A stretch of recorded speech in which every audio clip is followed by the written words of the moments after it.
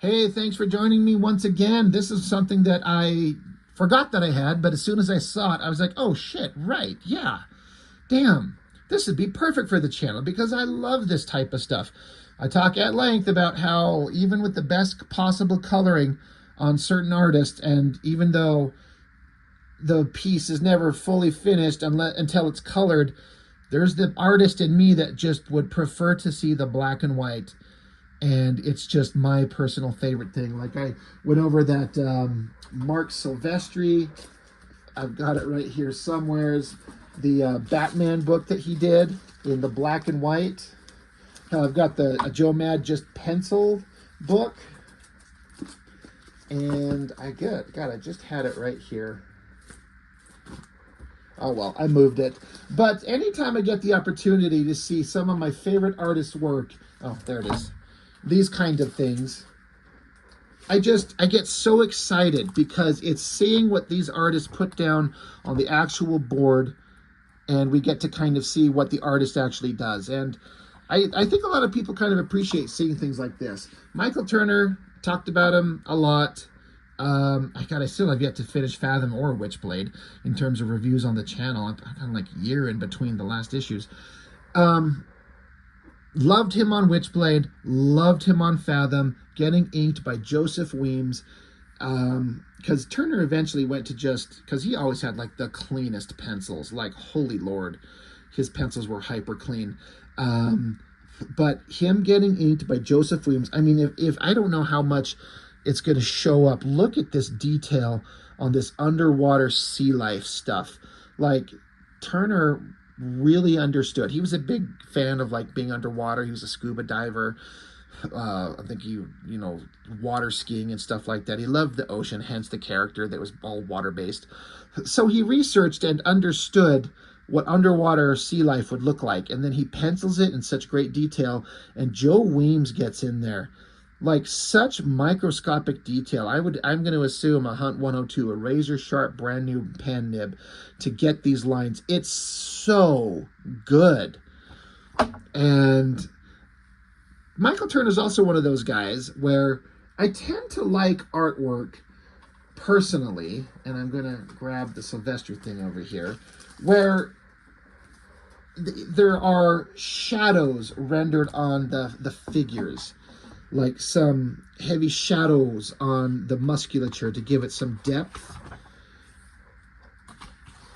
And, this is, it's Mark Silvestri doing kind of like a scratchy ink line where it's not a bunch of heavy black shadows, but just shadows to define the forms and the musculature. I'm looking for this one particular spread, all these dark shapes in there to define the figure. It looks so good. But Michael Turner, he flirted a little bit with doing some like heavy shadowing on some of his figures, but he just kind of eventually moved away from it, just having an open line kind of artistic approach, having the no shadows anywhere, just the basic line work. And in a way, like if you're putting a lot of heavy shadows on your work, you can hide a lot of your mistakes and your errors. But when you do this open line kind of thing, you're not hiding anything. It's all right there.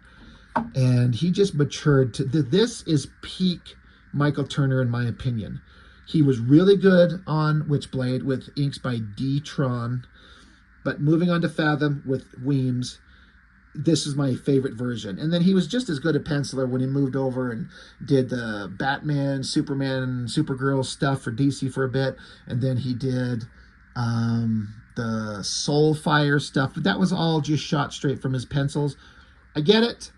I get why you would do that. I get you don't need inks, and the average person probably can't tell the difference, not one little bit, but I can. So for me, this type of stuff is peak, top, first-rate Michael Turner artwork. So it's Joseph Weems on inks. Victor Lamas did pages 10, 11, and 19, so I want to make sure he gets credit. Marco Galli says ink assist as well. I wonder what that would be. And then another thing with Michael Turner, like J. Scott Campbell and Joe Mad, like his attention to detail. Like, they're on this boat and getting all this detail on this boat, the decking, the paneling, the upper levels, the railing, the people down here in the port, the ocean in the distance, and then this multiple angled like walkway coming over and then out and then down. Good Lord, like what a pain in the ass that would be. Like you want to draw like the hot faces and the long hair and the sexy eyes and big muscular guys punching monsters. But when you're the kind of artist like this, it will put this level of detail in. I mean, Michael Turner was like fantastic. And this book is reprinting because there were multiple covers on Fathom #1, and each different cover had a different page one. But he put all page ones in this. So this one starts with Fathom, Aspen Matthews herself, and always was like the half face of a character. And it's all the characters witnessing the same event. This boat that was lost in time and disappeared for a stretch of time, and no one understood why. And then it gets into all these other characters, this guy who ended up being a main villain, and this was like a mysterious water character, witnessing the same thing. So you see the same event, like there's a boat, people undocking from one angle, another angle, and then the girl disembarking, but you're seeing it from all their different perspectives. So that is a really interesting kind of unique take. But look at the amount of detail that Turner puts into this. I kind of wish it didn't have the words on it. I get the point. They want to make it a reading experience, but this black and white shit, we're here to look at the art. We've already got the colored versions. I'll go read the comic with color to read the story. Get rid of the lettering on this, but that's just me. Fun kind of panel layouts, and I've talked about this where, well, geez, two things. One, Michael Turner gets like the technological details of machines really well, aircraft carrier and all that hyper awesome detail, but I can't get over the fine lines that Weems gets in here with these ink lines. It looks so fantastic. I wish that I had even a fraction of that control over this kind of tool. That I'm fairly certain this is what he uses, a tool like this, probably a higher quality one. I mean, I just buy these from Amazon, and they're, who knows what kind of fucking brand or quality they are. They might be cheap shit for all I know, but I can't always get them to produce the line that I want. I'm like, I know it's just a matter of practice and oftentimes finding a good quality version. But Jesus Lord, the stuff that Michael Turner can do. And then he gets in here, you get a F-14, the details on that jet, the masks, the helmets on them, the insides of the command center of the aircraft carrier, the radar stations, all the officers. Look at all that detail. The moon, the jet banking to the side, but the water angled at the other, like the jet's banking this way, but the water's angled that way. I always love this down angle shot of the jet and the water, the way he rendered it with all the lines moving. It gives you it's like speed lines without putting speed lines in. It gets, to my eye, it portrays speed and motion as the jet's zipping along. It's so good. And it's funny because I just got done, just barely, reviewing, a J. Scott Campbell kind of retrospective book with all the hot girls and double page spreads and, what he's known for. And so with Michael Turner, he was the same way. He was known for drawing hot babes. He has a very distinctive style, long, elongated figures. But you know what? It looks good. And that looks so great. It looks fun to ink if you know how to ink, if you know what you're doing. These long, flowing, soft shapes, thick line to thinner to thick line to thinner, and then the water. It's just so great. What a great piece of original artwork this would be to own. And it's so open for the colorist. They had Top Cow, and then when, Michael Turner split and went off to make his own, Peter Steigerwald, I think is his name, the colorist, and his team had some of the best looking colors. So as much as I love the black and white, these did have some of the best coloring you'd ever find anywhere. There's an example of hot babe beauty shot, but long, skinny, gangly kind of legs and kind of big feet, but it's just a stylistic choice. And you know what? It works. He pulls it off wonderfully, and I love it. And we get more, I think, in the comic when you had whatever cover you had that had the face of Aspen half face there, you get the page inside the book with the half face over there. But then they also got the different kind of mysterious characters and different angled shots. All looks great. I love this underwater life. These underwater plants flowing in the water. It's so beautiful. And again, he is drawing regular people. He's not all superheroes and monsters and stuff like that. You know, I like that he will leave the panel very open because this is a submarine going down underwater. So you know the colorist is going to sell the shit out of this.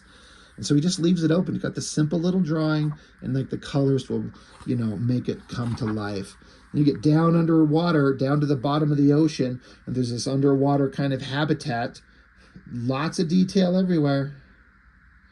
Big round circular shapes, walkways between different, you know, portions of the habitat. And a round circular shape makes sense because when you're underwater at extreme depths, if you have like a square-shaped thing, you got flat angles for the water to press on, but a round shape underwater is the best shape to have the intense pressures of underwater kind of dissipate the most. So it makes sense that these would all be big round shapes. Very cool. Love the rendering on the hair. Always thought this double page spread was great with this. They found this like underwater alien weird craft kind of like attached to the ground, and so they like built the habitat around it so they could drain the water out and study this thing. It was a great shot. Crazy, like sci-fi technology. Really, really neat. And speaking of, the government has like created these hybrid jets from like standard technology and the technology that they've kind of reverse engineered from the creatures underwater, and created these not quite the underwater people machines, but not quite standard technology machines, but like this hybrid of jets that can transform and then they dive literally underwater. So that's awesome. And the ability to draw vehicles. I love vehicles and I can't draw them at all, and I hate it because I love cars and jets and spaceships and submarines and boats, and I love vehicles, and I am terrible at it. And then to not only be able to draw vehicles like Michael Turner can here, but then he creates his own sci-fi version of it, and you have to stay on model every time you draw it. Like that is, if you can pull it off, you got something really special there. That is hard to do. Good explosion as this ship gets shot from, you know, the water. The beams kind of form a little tripod beam and zaps and blows them away. And then this is a big double-page spread reveal of what will be the, you find out this is like the villain of the piece. But right now, we don't know that. In the story, is just like some mysterious guy who's been waiting. Pretty awesome.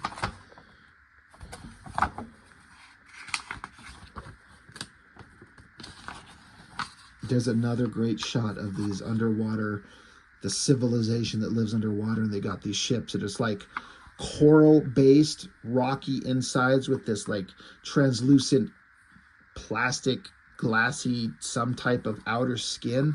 It's such a neat design. It just looks so fantastic. But yeah, it's just more, the whole book. I've already reviewed this. It's been like a year since I reviewed Fathom #1.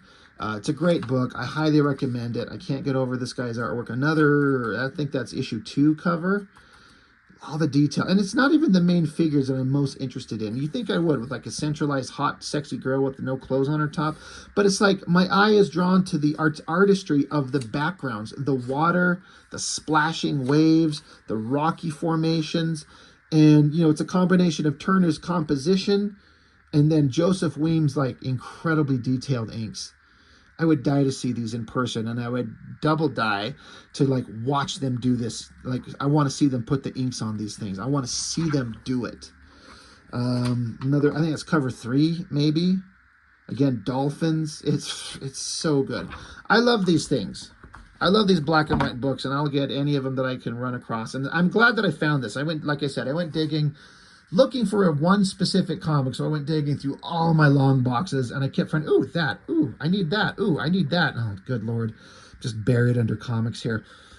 But then I ran across that, and I'm like, that is going on the channel tonight, because as I filmed this, this is Monday night, so I've got Tuesday, Wednesday to prepare. I've got a Thursday, Friday, Saturday local comic convention that I'm going to be at all day. So I have to get content filmed and on the channel in a release schedule, so I don't have to worry about it while I am doing the convention. So I'm like, I need stuff that I can talk about with a lot of passion and relatively easily. And that was like, well, hell yeah, we're going to talk about this one right now. So Michael Turner, damn, rest in peace, man. I miss his artwork. I miss everything that we could have got from him. He could have had so many amazing things, and God, he went at, it was like late 30s, 36, 37, something like that. I'm sitting here at 47. Just sucks, man. But at least we got a good chunk of work, and we can always revisit it. So that's all I've got. Thank you for watching. I really appreciate it. I will see you next time.